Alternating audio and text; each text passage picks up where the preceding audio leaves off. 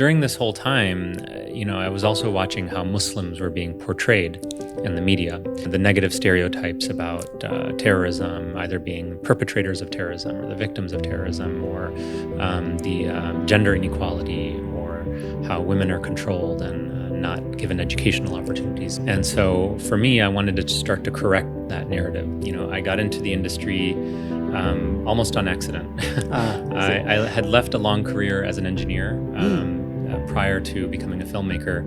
In 2016, when Donald Trump was elected as president of the United States, we decided to make a film about Hamtramck because at that time there was so much anti-Muslim sentiment, anti-immigration sentiment, and I think when you live as a minority, and I have this experience also being of Indian origin, being a religious minority in India, being a religious minority in the United States, it's like a double status, Yes. And so I think your identity becomes stronger, actually.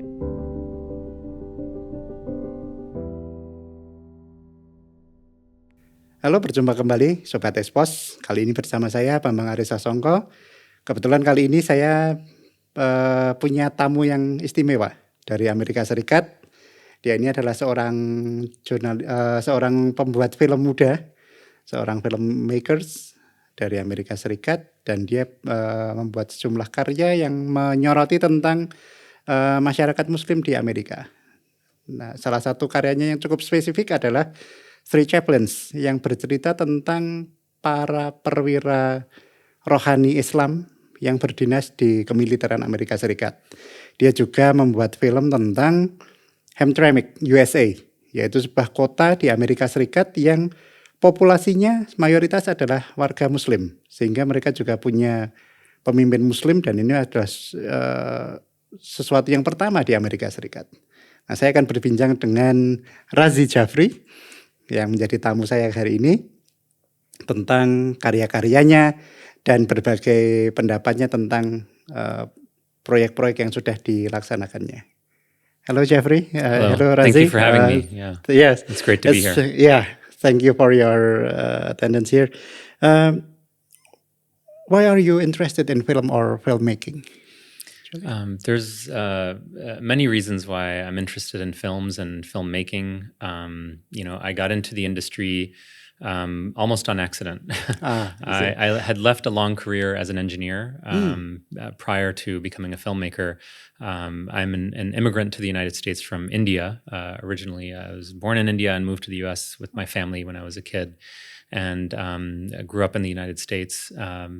Growing up, we didn't have a lot of examples of like creative artists or filmmakers or musicians. And I always had a creative personality and interests, and I grew up drawing, painting, sketching, all these things. And but when came time to choose a profession, I think as like a good Asian son, I chose engineering, more traditional route, for the security and respectability of a normal career, quote unquote. So I studied engineering and I stayed in the field for 10 years, actually.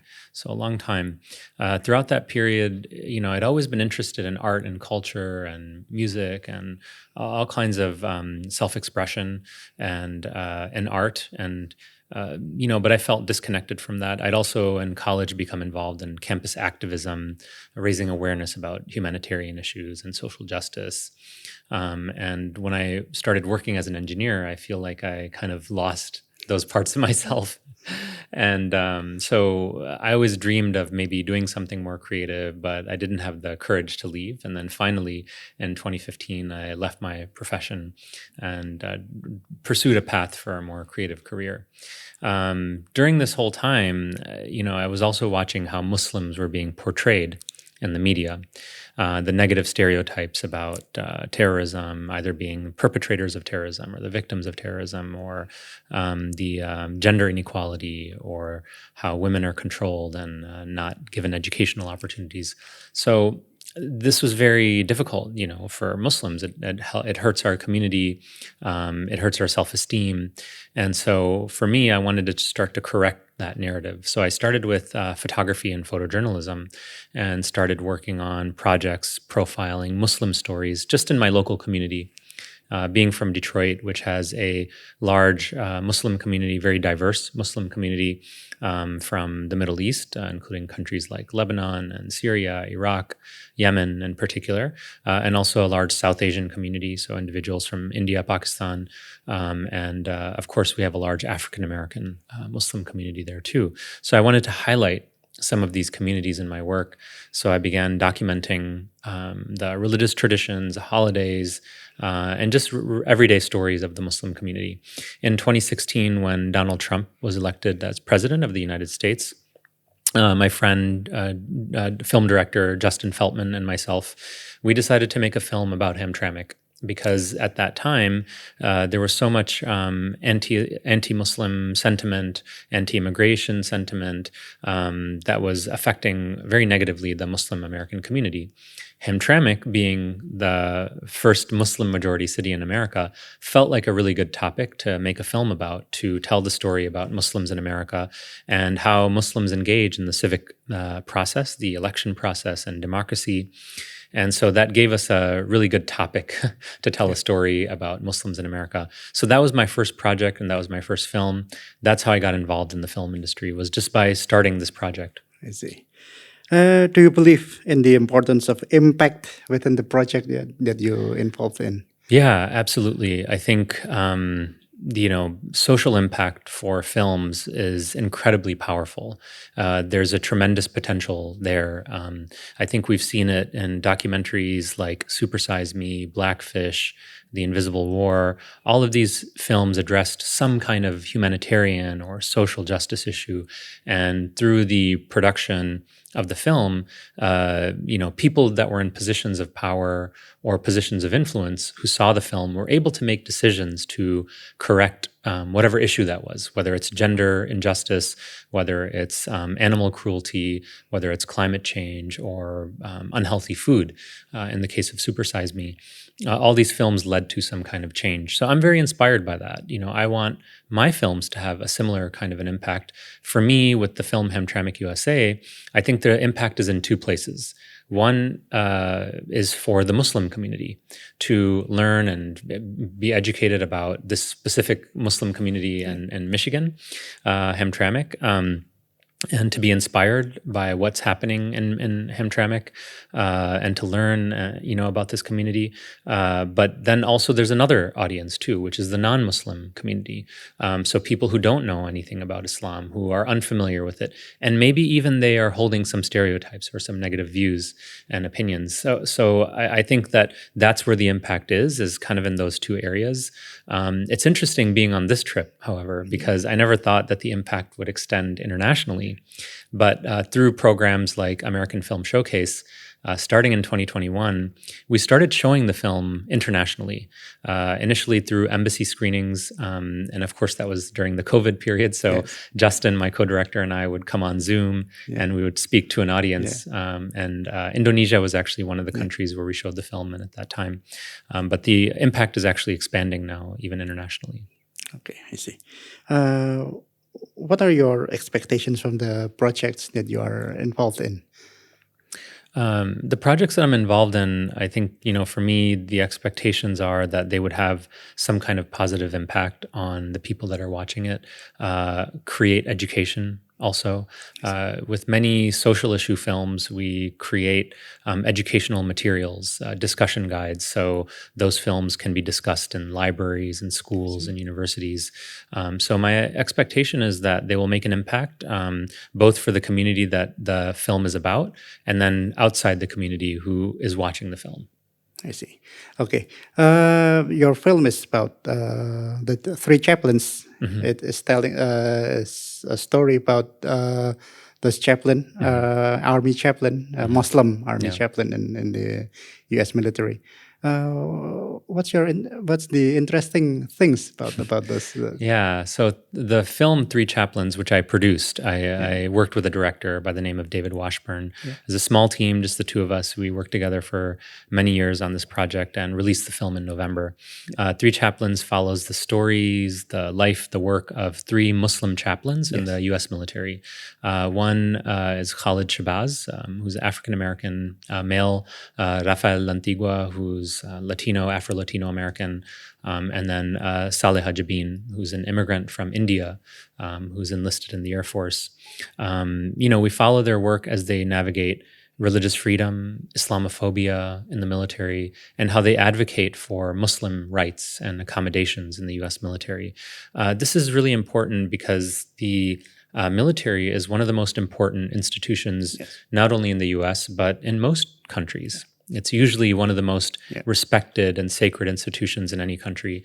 And so it was really important to show the Muslim experience in positions of leadership and positions of religious leadership, in positions of teaching and education. The chaplains often are ambassadors for the Muslim community within the military and ambassadors for the military within the Muslim community. And so, we released the film in November. We've had amazing discussions with the film on college campuses. We had a national broadcast on PBS, our public broadcaster.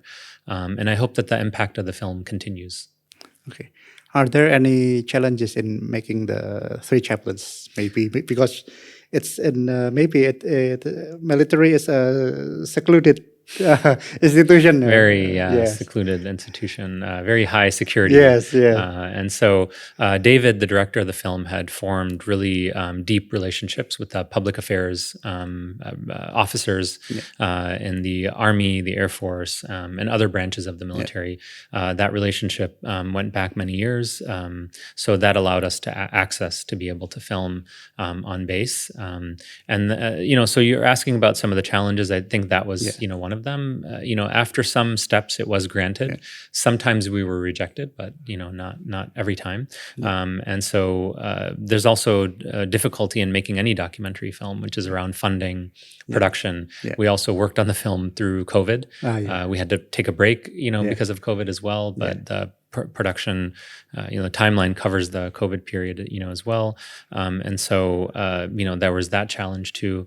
And then, of course, making sure that the film has an impact, getting an audience for the film. And so developing an impact, campaign for the film to make sure that students are seeing the film and we can have healthy and robust discussions around it as well. So. How's the reaction from maybe the military personnel after they watching this three chaplains? The reaction from the military has been very positive. I think we've shown the film at the Pentagon in Washington, D.C.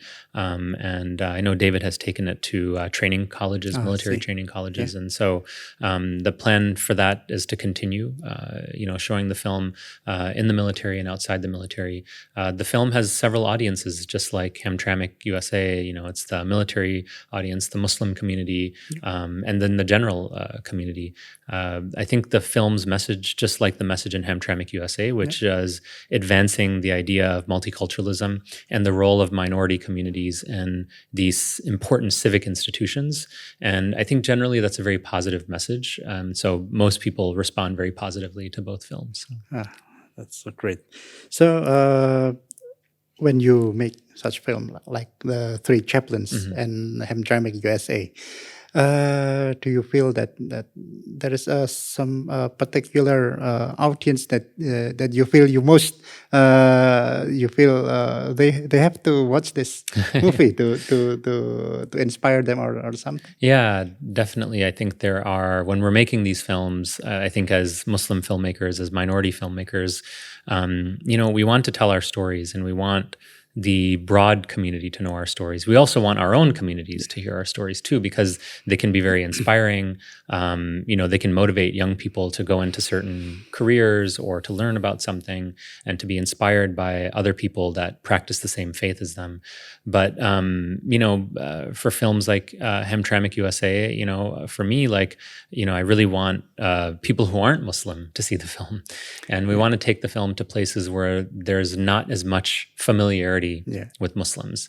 I'm very lucky. I live in a community where there's a lot of Muslims who live there. So it's similar to communities in Chicago or Houston or New York, which are very diverse cities, just like Detroit, where there's a lot of Muslim visibility. But we also want to show these films in places where there isn't that same level of visibility, so people can become educated about who Muslims are, what the beliefs are, and the role that communities like the American Muslim community can play in advancing democracy in their own communities, but also in the country as a whole. I see. Do you have maybe some vision about another projects? Maybe will you again portraying Muslims, stories about Muslims, or maybe you want to engage any other culture or something like that?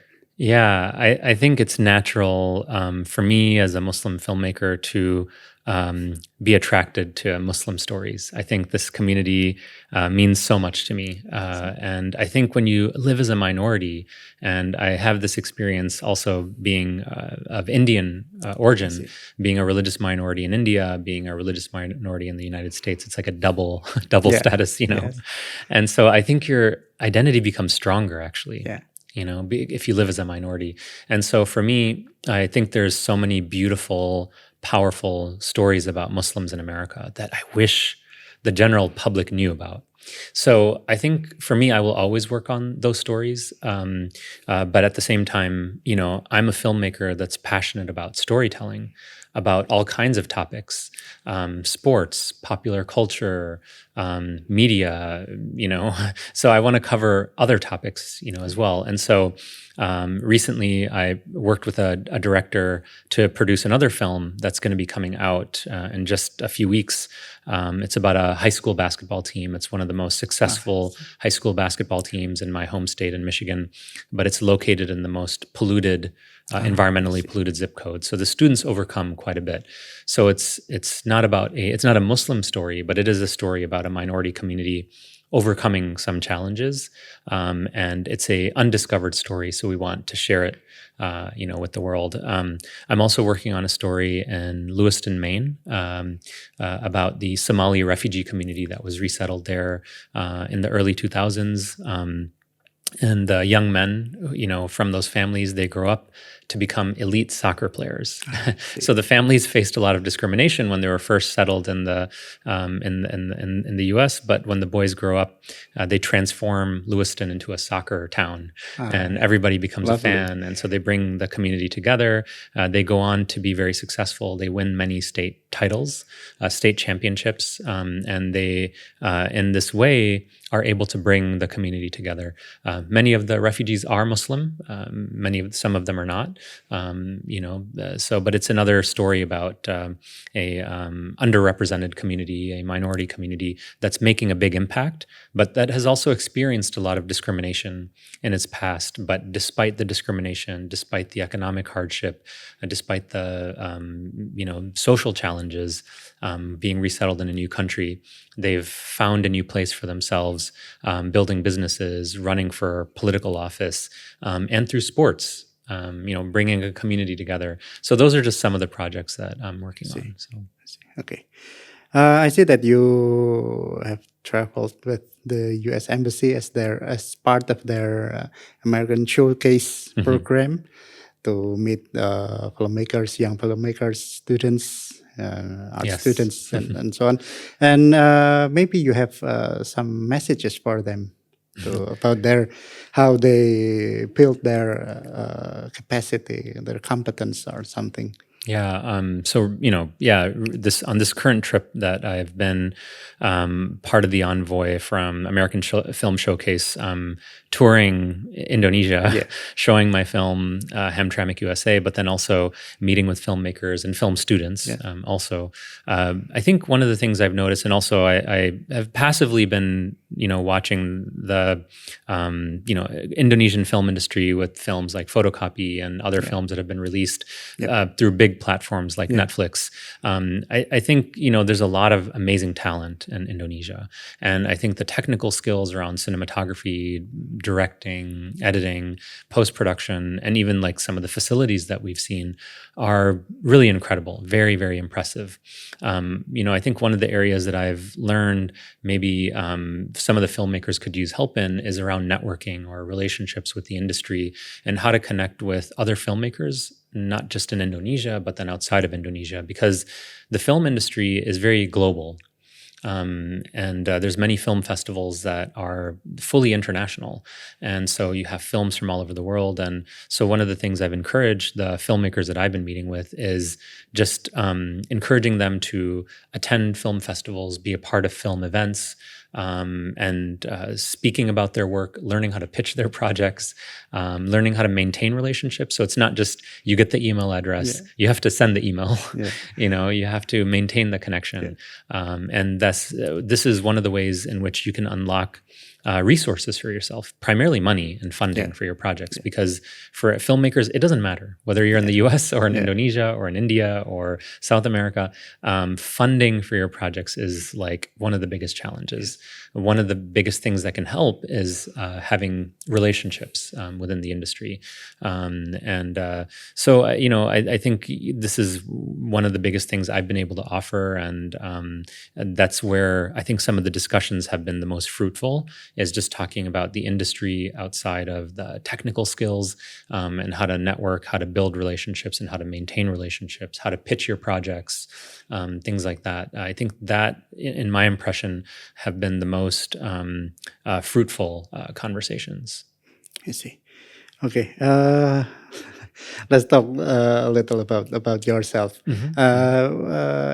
You came to the U.S. as an immigrant, as a Muslim immigrant. So how you and your family adjust yourself to the new country and the new culture? Maybe you face some challenges in your relations with the community and so on. Yeah, it's a great question. I don't really get a chance to talk about it too much. And now I'm 42 years old, and I've spent all my life in the U.S. I was only about a year and a half when we immigrated to the U.S. And I will say that it was not easy.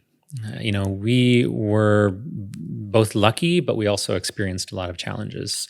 So the way that we ended up in the United States was that my late uncle was a cardiologist. He came to the United States to work as a physician at the time, in the 1970s, 80s, and 90s. And actually even going back to 1965, there was a famous Immigration Act that was passed by Lyndon Johnson in 1965 that lifted some of the quotas and allowed more people to immigrate to the United States from China, India, Pakistan, Egypt, so on and so forth. So my uncle was a part of this class of knowledge workers who came to the U.S. and then began to sponsor his relatives. His sister, my mother, we were sponsored to come to the U.S. And we struggled financially. We lived in Detroit in the 1980s. Detroit today is a very different place. It's being revitalized. There's a lot of development happening. There's still a lot of poverty and challenges there, but the 1980s were, I think, maybe some of the worst years in Detroit. So we had to deal with crime and violence and poverty, and so I think those were some of the big challenges. But we had our small family, so my siblings and my dad and my mom, and then we also had relatives like cousins and things like that. So we all lived together, in the early years. Later on, I do remember experiencing prejudice and racism in public schools and high schools and things like that. And of course, some of the challenges of the way that Islam and Muslims are represented in the media, of course, impacts the psychology, impacts the community. We had many incidents that brought a lot of trauma to the Muslim community. And whether it was September 11th or the Oklahoma City bombing, October 7th now, we're dealing with some really difficult challenges, especially for Arab Americans and Muslim Americans in the U.S. Right now, facing many challenges, the impact on people's careers, the prejudice that people are experiencing, the silencing of Palestinian voices in American media and American society. However, I will say, all that being said, I think things are changing too. The America that was of my childhood is not the America that it is today. More people are interested in new cultures. This is a common experience, I think, for many other Asian American students in high school, where you take the traditional food to school, and then the students are making fun of you because it smells. For us, it smells amazing. Of course, but to be teased, to be bullied, and things like that. Today, many young people are interested in, Chinese food, Korean food, Indian food, the American, students. And so the culture is totally different. Those things are changing. We have a Muslim superhero, Miss Marvel. We have Muslims who have won the Oscar, Riz Ahmed and Mahershala Ali. And we have Muslim directors and actors and Muslims in politics. And I think this is really important. As a minority community, when you have people from the community that are in public space, whether it's politics or culture or media, it's really incredible because it creates a kind of familiarity for the outside community. And then within the Muslim community, it creates motivation and inspiration. So if I see somebody making films and movies, then I will be inspired, by them. So when I was young, we didn't have that. There weren't that many Muslims. I really didn't know any that went into creative fields. I think if I did, my trajectory would have been different. It didn't matter. I ended up doing something creative later on in life anyways, but I think it makes a big difference. And I hope to be that inspiration for young American Muslims. I always try to mentor, people that are earlier in their career that I'm in. I'm always recommending people for fellowships and labs and opportunities.